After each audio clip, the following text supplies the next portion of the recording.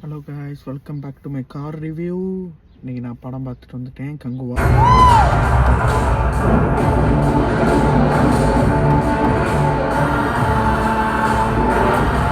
இங்கே பார்த்தீங்கன்னா நம்ம ஊரோட கொஞ்சம் இயர்லியாக ஷோ போட்டாங்க 11:30க்கு.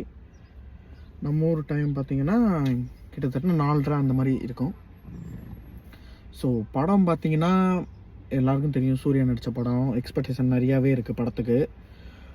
பட் நான் ப்ராப்ளத்தை அப்புறம் சொல்கிறேன். இப்போ படத்தில் பாசிட்டிவ் பார்த்தீங்கன்னா ஹார்ட் ஒர்க்கு, அப்புறம் செட் ஒர்க்கு, அப்புறம் மேக்கப்புன்னு பார்த்தீங்கன்னா இப்போ 300s அப்புறம் ஹெர்குலிஸ்லாம் ராக் நடித்த படம்லாம் பார்த்தீங்கன்னா கொஞ்சம் அந்த ட்ரைபிள் கலந்த அந்த வார் படம் மாதிரி இருக்கும். ஸோ அதெல்லாம் பார்த்தீங்கன்னா சூப்பராக பண்ணியிருக்காங்க. அதெல்லாம் குறைய நம்ம சொல்ல முடியாது. மேக்கப், சூர்யாவுக்கு மேக்கப் பார்த்தீங்கன்னா சூப்பராக இருக்கும். ஒவ்வொரு கிளான் இருக்கும் பார்த்தீங்கன்னா 4 கிளானுக்குமே வித்தியாசம் கட்டியிருப்பாங்க.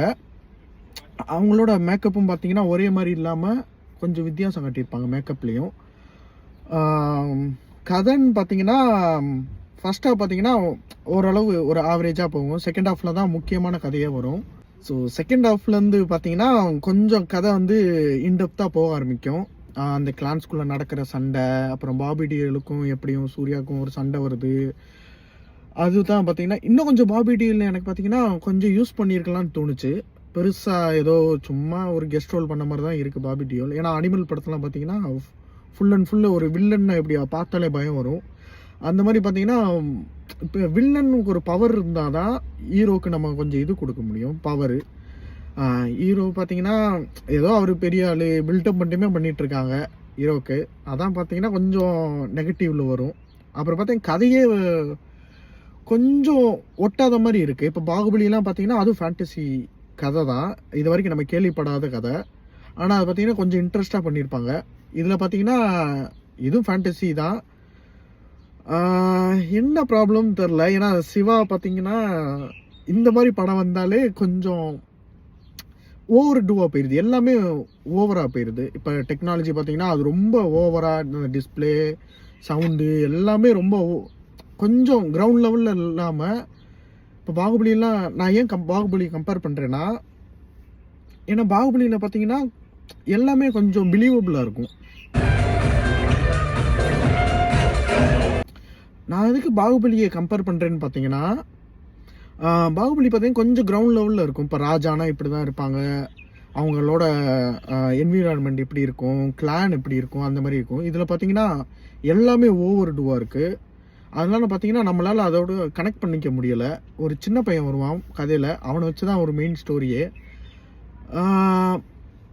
நான் கதையை சொல்லக்கூடாது, இருந்தாலும் ஸ்பாய்லர் மாதிரி தான். இந்த காலத்துலேயும் இப்போ 2024லேயும் அந்த பழைய அந்த ஸ்டோன் ஏஜ்லேயும் நடக்கிறத எப்படி கனெக்ட் பண்ணுறாங்க, இவங்க எப்படி வந்து கனெக்ட் ஆகுறாங்கிறது சரியாக நமக்கு புரிய மாட்டேங்குது. ஒரு வேளை செகண்ட் பார்ட்டுக்காக லீடு விட்ருக்காங்கன்னு நினைக்கிறேன். பார்ப்போம். செகண்ட் பார்ட்டில் ஒரு சஸ்பென்ஸ் இருக்குது. இப்போ விக்ரம் படத்தில் ஆரம்பித்தாங்க ஒரு ரோலெக்ஸ்னு ஒரு சஸ்பென்ஸை. ஸோ அதை எல்லாருமே இப்போ பிடிச்சிக்கிட்டு இந்த என் கேம் மாதிரி தான் எடுத்துகிட்டு இருக்காங்க. இந்த என் கேம் நீங்கள் அவெஞ்சர்ஸ் அந்த மார்வல்லாம் பார்த்துருந்தீங்கன்னா எப்படி அந்த அவெஞ்சர்ஸ் என் கேமில் வந்து ஒரு பாதி கதையோடு நிப்பாட்டி இருப்பாங்களோ, அதே மாதிரி பார்த்தீங்கன்னா இப்போ பாதி கதையில் நிப்பாட்டிட்டு மீதி கதையை செகண்ட் ஹாஃபில் சொல்லுவாங்கன்னு நினைக்கிறேன். அந்த மெயினான வில்லனுக்கும் சூர்யாவுக்கும் ஒரு சண்டை வருது. ஸோ கிராஃபிக்ஸு நம்ம உள்ள 3Dயில் வந்திருக்குன்னு வேறு சொல்கிறாங்க. பார்க்கலாம். ஒரு தடவை ஆவரேஜ் தான். நான் ரொம்ப எக்ஸ்பெக்டேஷன் பண்ணி போனேன். ஏன்னா எனக்கு இந்த மாதிரி ஃபேண்டசி படம்லாம் பார்க்குற பிடிக்கும்னால ரொம்ப எக்ஸ்பெக்டேஷன் பண்ணேன். கொஞ்சம் ஆவரேஜ் தான். ஓலாம் அப்படிலாம் சொல்ல முடியல. So guys, that is my review for the Kanguva.